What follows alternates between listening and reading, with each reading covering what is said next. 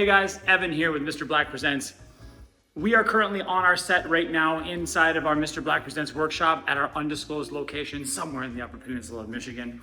And we are building our set right now for a very special episode, which will be coming up August 28th and 29th at Venue 906. All that information you can find on our website at mrblacpresents.com/events if you want to check out this really cool thing that we're working on. So while I'm in here building sets, I figured I would just take a minute here and show you guys how to build a basic slug wall, which is this guy right behind me. You can see these seams on the wall behind me. All of our wall sections are built in 4x8 wall sections. They're all movable, they're all modular, they can all be moved around for the set. You can see the back of it right behind me there. So whether you're working on a small production, medium production, or a large production, these slug walls are a really good way to build nice, sturdy, mobile, high quality sets that you could paint, texture, do anything with. So I figured I'd take some time here in this video and walk you through how we build ours. And then again, there is really no right or wrong way to do this. There's a bunch of different people doing it a bunch of different ways. This is just the way that we have found that works the best for us. Because like I said, it makes our sets modular. It makes our sets easy to use. It makes them easy to put together in any venue and makes them nice and sturdy as well. So a couple things that you're gonna need. First off, we would highly recommend some safety gear. I wear gloves all the time. I'm not awesome about eye protection, but it's good to have your eye protection on. The tools that you're gonna need to work on this, you can use hammer and nails if you want to. We like 3-inch construction screws. So we're using these guys right here. They're not very expensive. You can get a whole big box like this. This one is a 10-pound box for like 30 or 40 bucks. So they're really not crazy expensive if you guys want to do that. You can get the really big one for like 80 bucks. I think it's like 15 or 18 pounds. I'm using an impact gun, a Ryobi impact gun, but again, you can use hammer and nails. And then when we get to sheeting, we'll talk about this tool right here. This is another tool that I use quite a bit, the 15 gauge brad nailer, Milwaukee brad nailer. Again, hammer and nails, you can do a lot of this yourself. One other thing I definitely would not sweat on, especially if you're using hammer and nails, anything you know is not gonna come apart, make sure you run those joints with wood glue. I like Gorilla Glue. It's cheap, it's easy, works really good. You could buy the giant container of wood glue and you can just refill your little ones with that. So first thing we're gonna do, actually, you know what? Let's cut to it and I'll show you what we're doing. So the first thing you're gonna wanna look at is material. You could definitely build these out of 2x4 walls. We like to use 2x3s just because they're a little bit thinner. They hold up about the same. They're not gonna be supporting a ton of weight. So we do like to use a 2x3. Again, it just makes it lighter, easier to move around, and it makes your wall a little thinner, right? Keep in mind, this is nominal lumber. It is not your traditional lumber, so it's not going to be 2 inches by 3 inches. A 2x3 is going to be 1 3/4 by 2 3/4. But again, we use these guys, and we use 3 of these per wall. So these are 2x3x8. The 8-foot measurement is actually a real measurement, believe it or not. So we're going to use 4 of those each. What I will do generally to start is you want an 8-foot wall because you want to sheet it with a 4x8, any kind of sheeting. We'll talk about sheeting a little later. The first thing that I do is I rip them down here on our chop saw. I'll spin around so you can see that. I use a miter saw, but again, you can use a regular skill saw. You can use a hand saw if you want to. If you don't have access to these power tools, that's okay. You can still build it. It's just going to take you a little bit longer, right? So I cut all of my wall sections down. We do 4x8. That's why I like 8-foot long lumber. Cut this thing directly in half.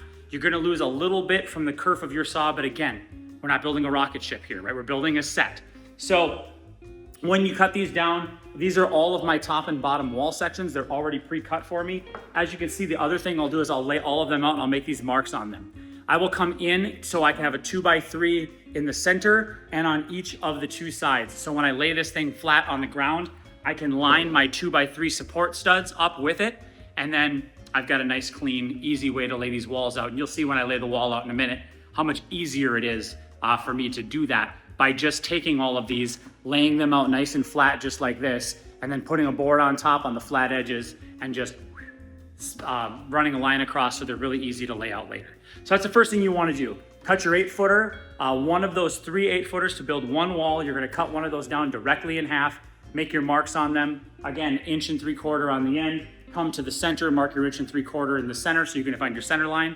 Come 3/4 of an inch off of each side. You'll end up with what you need there. You'll have 1.5 inches in between there. Sorry, 1.5 inches, not 1 3/4, 1.5 inches. And then the same thing on the opposite side. So when you lay it out, it's really, really simple. And I'm gonna lay that thing out right on the floor, right here behind me. And once I get it laid out, I'll show you what we're doing with it.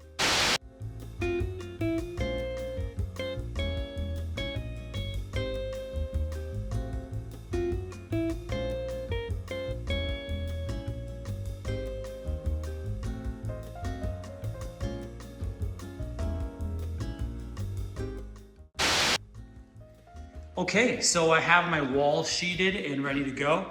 A couple things I wanted to make clear, I think, to everybody, because sometimes they just always don't work out exactly how you want. I'm using a 15 gauge brad nailer. I know not everybody has access to that, so you could get away with just using finishing nails here and just pounding them all in by hand if you wanted to do that.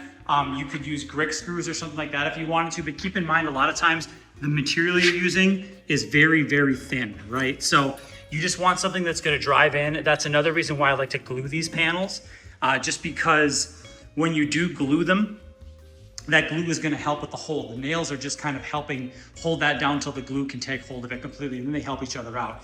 You can see I also have a row of nails on the center of it. You'll notice somewhere through the video, I shot a couple nails in each end, and then I took one of these boards here and I laid these boards down on the center. The workshop lighting in here works in such a way where my board, when I lay it down, will put a shadow.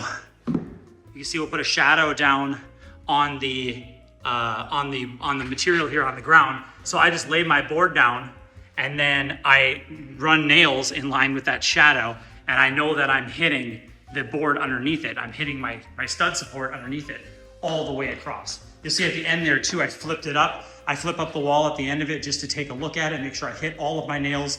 If any of my nails are missing on the sides of the stud, I will pull those nails and I will put them in the right way, because when you're carrying these sets, a lot of times you're gonna be carrying them by the center stud. And if you have nails sticking out here all the way down, you're gonna eventually get those in your fingers, and nobody wants that. So I wanna make sure I have all the nails secured so I don't end up hitting any nails on anything or getting my hands caught.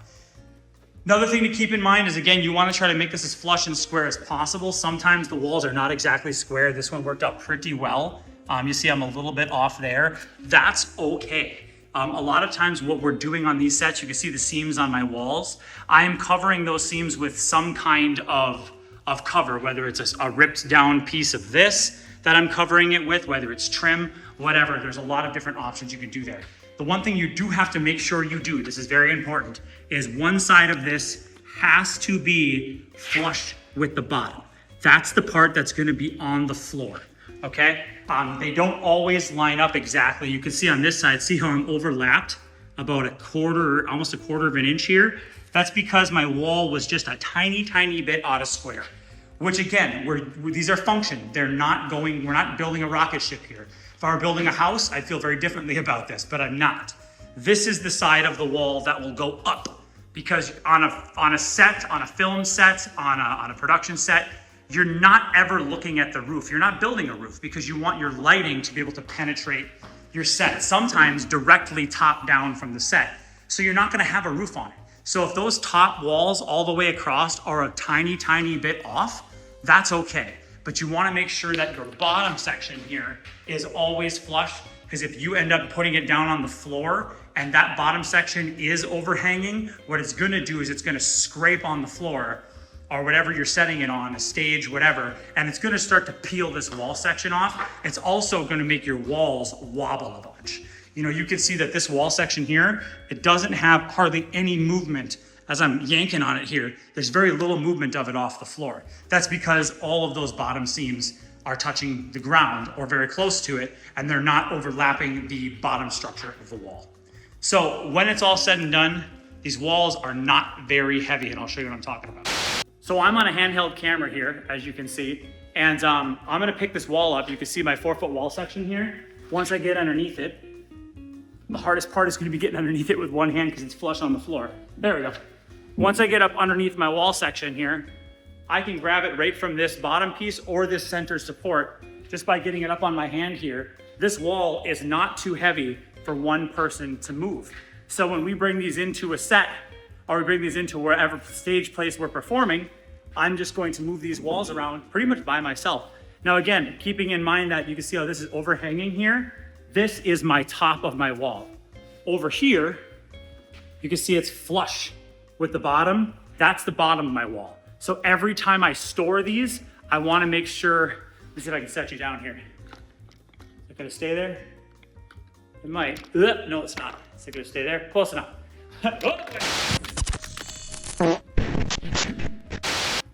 Well, that happens sometimes. I tried to set the camera down. I'm not even gonna cut that out. You guys should see that because this is what happens when you're filming stuff by yourself, right? Get a cameraman. This wall section, I'm not gonna set it down to put it back up because I realize that it's very difficult to spin that wall around while holding a camera in my other hand. And I don't wanna hurt the wall section or drop my camera again. So I'm just gonna make sure that that downside, again, the flush side is down, lean it up against the wall here. And then I'm just gonna go about building the rest of my walls. So again, stick around to our Facebook page, our Instagram, our YouTube for all these different videos that are coming out. And you can see this set as it develops. And that is for our show coming up at Venue 906 on August 28th and 29th. That is Mr. Black Presents a very special episode. It's gonna be a lot of fun to check out. Make sure that you go to our website at mrblackpresents.com/events and get your tickets.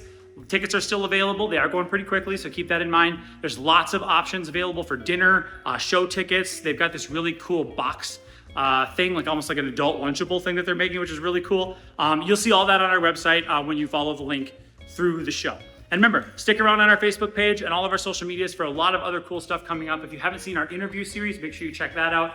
And if you are interested in seeing what happens with this set, there's gonna be a lot of videos coming up about that. So make sure you stick around for that as well. It's gonna be a lot of fun. So I gotta let you guys go because as you can see here, I've got a lot of raw materials on the ground. I need to make those into walls so I can build Samantha / Addison Pinsky's bedroom. So I'm building a bedroom set here with all these walls. So I gotta get back to work.